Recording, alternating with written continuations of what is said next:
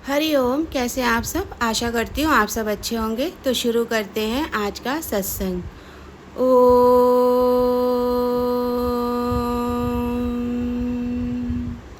सतगुरु नमः। ओम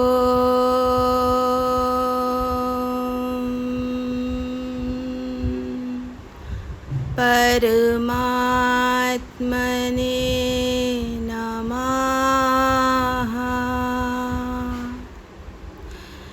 श्लोक। जब तीनों वेदों में प्रतिपादित किए गए सकाम कर्म से यह बुद्धि पूर्णतः और परमात्मा में लगकर निश्चल हो जाती है, तब इस प्राणी को योग की प्राप्ति होती है। एक प्राणी को योग की प्राप्ति कब होती है? जब उसकी बुद्धि निर्मल हो जाती है और निश्चल हो जाती है। कोई छल कपट नहीं बुद्धि में, बिल्कुल भी। तो ये कैसे होगा? जब तीनों वेदों का अध्ययन करेंगे। तो तीनों वेदों का अध्ययन करने की कोई ज़रूरत नहीं है, क्योंकि हमारे गुरु ने वेदों का और शास्त्रों का सारा ज्ञान अपनी वाणी में दे रखा है। तो तीनों वेदों में फिर भी जानना तो ज़रूरी है ना। अब गुरु ने तो सारा ज्ञान दे रखा है, लेकिन फिर भी तो हमें जानने की ज़रूरत पड़ती है ना। इसलिए पड़ती है कि गुरु ने तो जान लिया था सारे वेदों का ज्ञान, सारे शास्त्रों का ज्ञान गुरु ने जाना था, और जानने के बाद हमें बताया।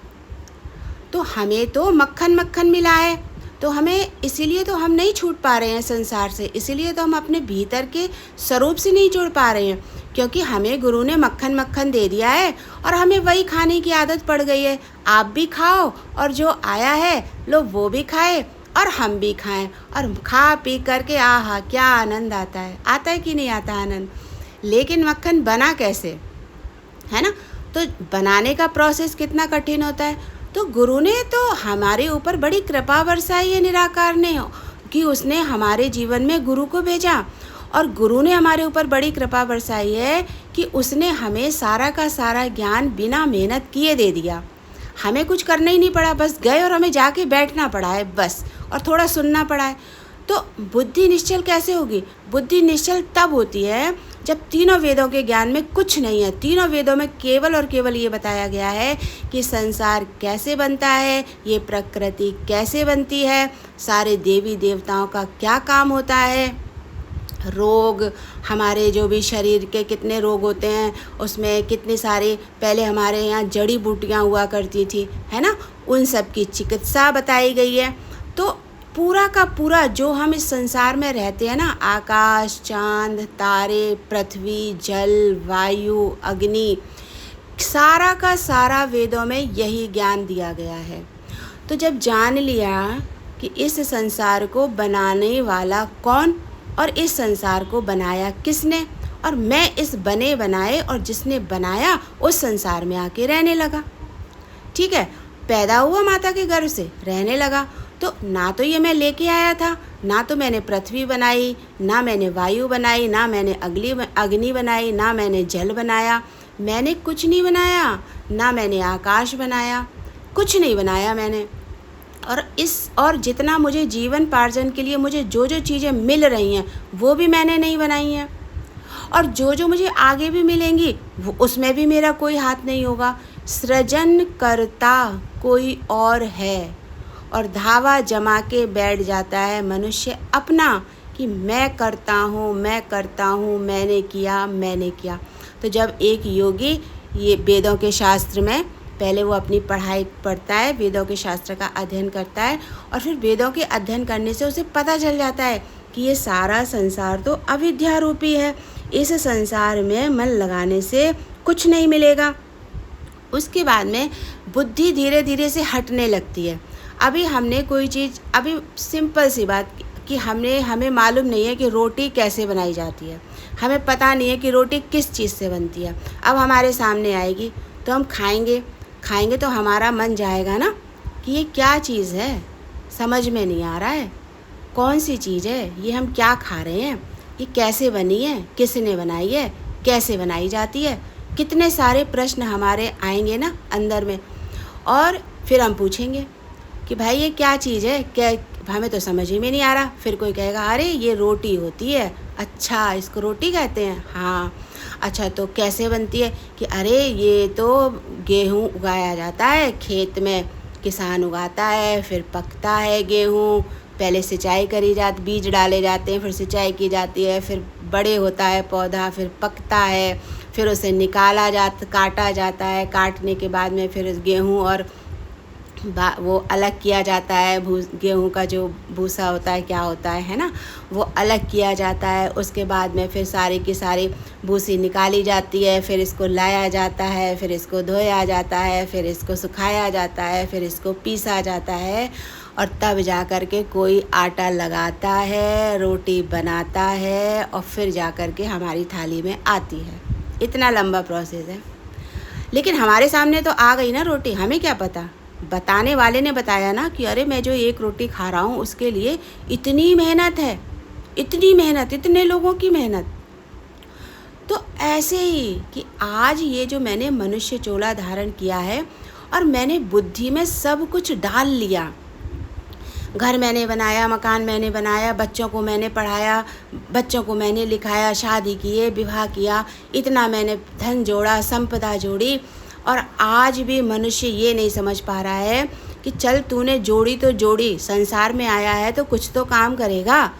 तूने अपनी शादी की, तूने अपना घर बनाया, गृहस्थी बनाई, तो अब तुझे उसके लिए काम तो करना ही पड़ेगा। तो वो सब तूने किया, और करने के बाद में ये क्यों नहीं सोच रहा कि करने वाला, कराने वाला तो कोई और है, तू तो बस माध्यम है।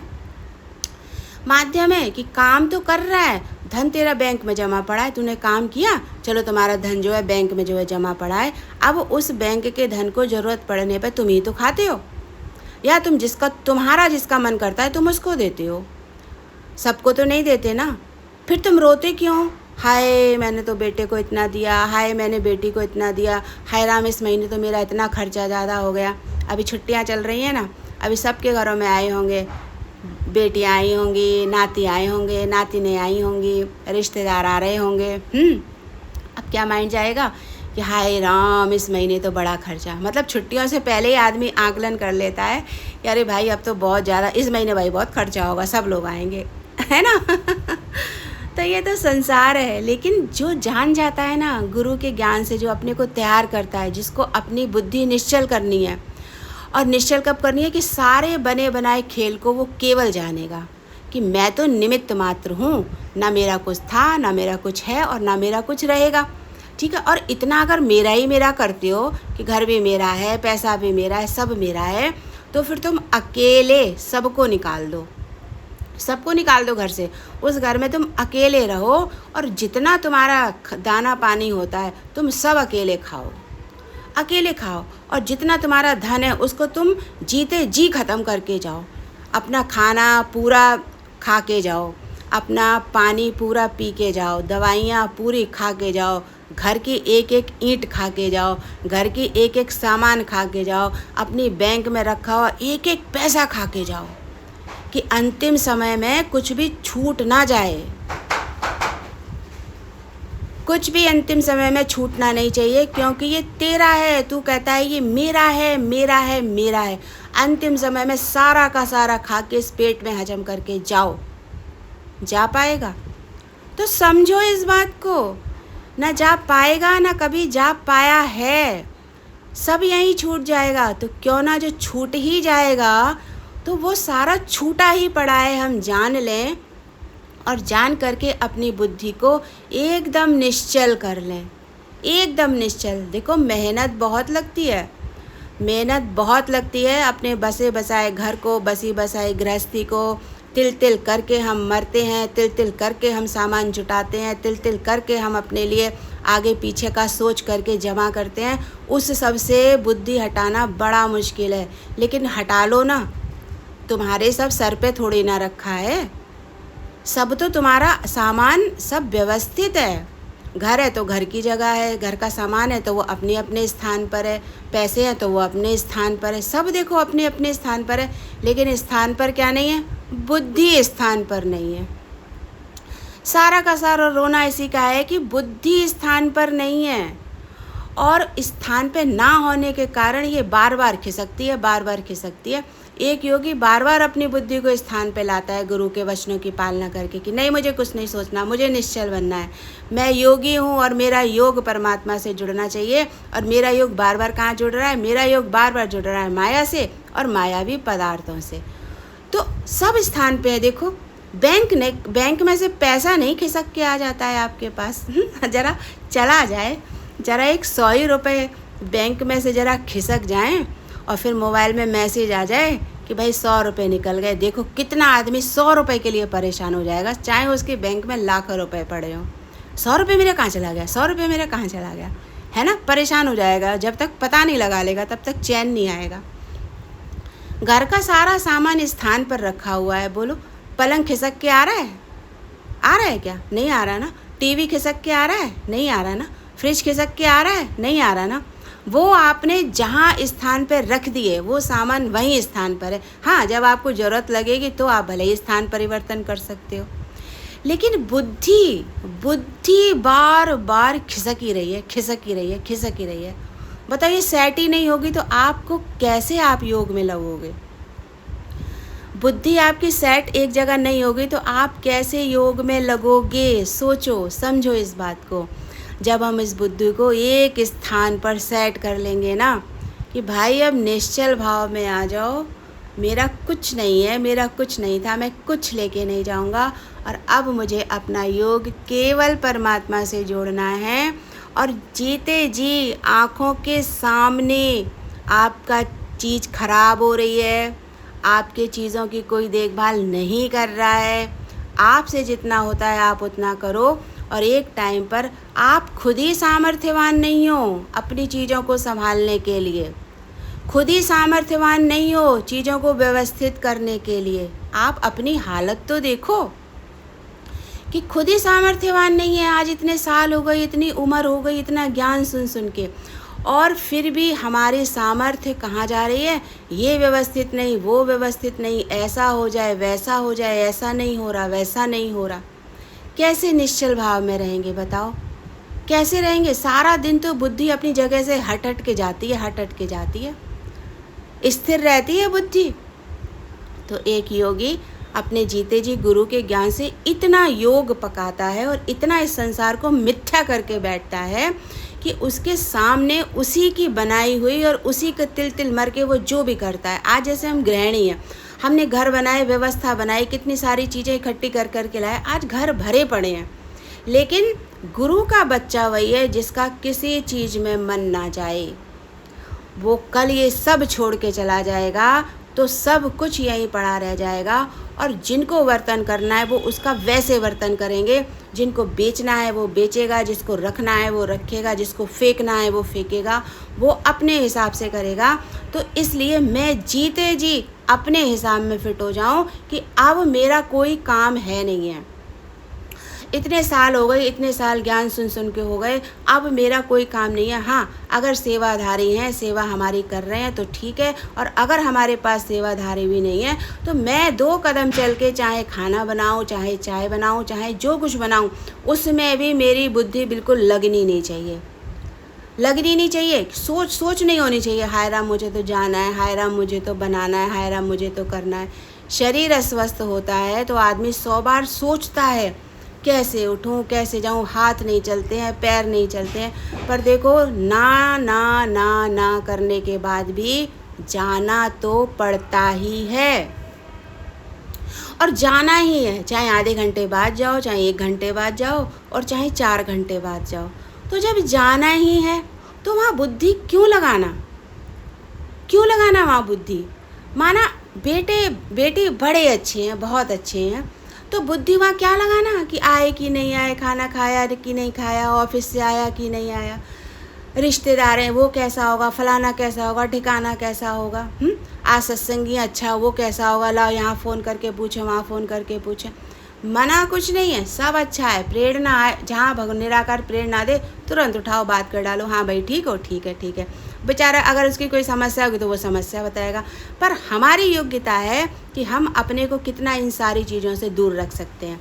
समस्या है पर मैं अपने अंदर में समस्या नहीं आने दूंगा। आज बेटी को समस्या है, आज बेटे को समस्या है, किसी को भी घर में कोई समस्या है, उनकी अपनी ज़िंदगी है, उनकी अपनी प्रारब्ध है, वो अपनी प्रारब्ध अनुसार जी रहे हैं, अपने किए हुए कर्मों के अनुसार वो सब कुछ पूरी ज़िंदगी जी रहे हैं। मेरा इंटरफेयर करने का कोई मतलब नहीं है। इंटरफेयर सामने से नहीं होता, इंटरफेयर होता है आपकी अपनी बुद्धि से, कि मैं बार बार वहाँ बुद्धि लगा के चिंतन ही करता जा रहा हूँ, हाय ये दुखी, हाय वो दुखी, अरे उसको ऐसा है, अरे उसको ऐसा है, अरे वो तो बड़ा, अरे उसकी तो नौकरी लग गई, अरे उसको तो इतनी तनख्वाह मिलती है, अरे वो तो वहाँ घूमने गया, अरे वो तो देखो कितनी। तो मुझे क्या करना है, चलने दो, संसार चल रहा है, चल रहा है। मैं गुरु का बच्चा हूँ, मैं अपने आप में थम जाऊँगा। और यकीन मानो, जिस दिन आपकी बुद्धि हर चीज़ से निश्चल हो गई, संसार छूटता ही नहीं है। अंत समय तक संसार और संसार का काम नहीं छूटेगा। आप जितने सामर्थ्यवान हो, अंतिम समय तक आपको वो काम मिलेगा ही मिलेगा। आप अंतिम कार्य तो सोचो कौन सा होगा। कोई पूजा करके चला जाएगा, कोई पूजा की तैयारी करने में चला जाएगा, कोई पूजा से पहले ही चला जाएगा, कोई खाना खा के जाएगा, कोई भूखा ही चला जाएगा, कोई शादियां करके जाएगा, कोई बिना शादी किए ही चला जाएगा, कोई बीमारी झेल के चला जाएगा, कोई बिना बीमारी झेले ही चला जाएगा। किसी को हार्ट अटैक आएगा तो बच जाएगा, और किसी को जरा सी सांस उखड़ेगी और उसी में चला जाएगा। तो केवल सोचने की, समझने की हमें ज़रूरत है। इसलिए इस संसार में कोई विषय सोचने के लायक नहीं है। संसार चलता आ रहा है और चलता रहेगा। मेरा काम है सारे संसार से मन बुद्धि हटा करके निश्चल भाव में आ जाऊं कि भगवान, ना ये संसार मेरा था, ना मैं लाया था, ना मैं लेके जाऊंगा। ये तेरा था, तेरा है, तेरा रहेगा। अब मैं तुझसे ही जुड़ूंगा। पूरी बुद्धि का योग परमात्मा से लगा करके, और एक योगी ये उपलब्धि प्राप्त करता है जीते जी।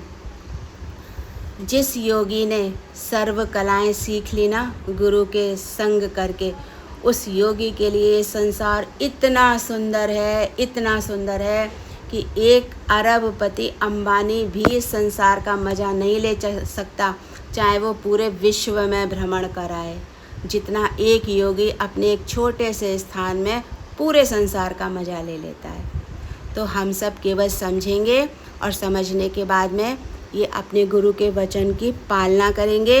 और पालना क्या करेंगे कि हम निश्चल भाव में रहकर अपनी सारी बुद्धि परमात्मा से जोड़ेंगे, और तब वो योग कहलाता है। योग केवल वही है कि बुद्धि मन सब परमात्मा से जुड़ा हो। अब बस आप अपने में चेकिंग कर लेना कि मन बुद्धि परमात्मा से जुड़ा है तो आप हो योगी, और अगर आपका मन बुद्धि संसार से जुड़ा है तो आप हो भोगी। दोनों में अंतर कर लेना, और बार बार अपने को सुनाना, अरे मैं तो योगी हूँ, मैं भोगी नहीं हूँ, मैं योगी हूँ, मैं भोगी नहीं हूँ, मैं योगी हूँ, मैं भोगी नहीं हूँ। जब बुद्धि संसार के कामों में जाए और चिंतन करने में लिपायमान हो जाए, तुरंत सुना देना अपने आप को, अरे मैं तो भोगी बन रहा हूँ, मैं तो योगी हूँ, परमात्मा से योग लगाऊंगा। ना था संसार, ना है, ना रहेगा। तो अब मैं इस वाणी को यहीं विराम देती हूँ। आप सब अपना ध्यान रखिएगा। मेरे चैनल को सब्सक्राइब और लाइक ज़रूर कीजिएगा, और जितने भी मेंबर मेरे फैमिली में जुड़ते जा रहे हैं, आप सबका दिल से शुक्रिया। तो मिलते हैं अगले सत्संग में। हरि ओम।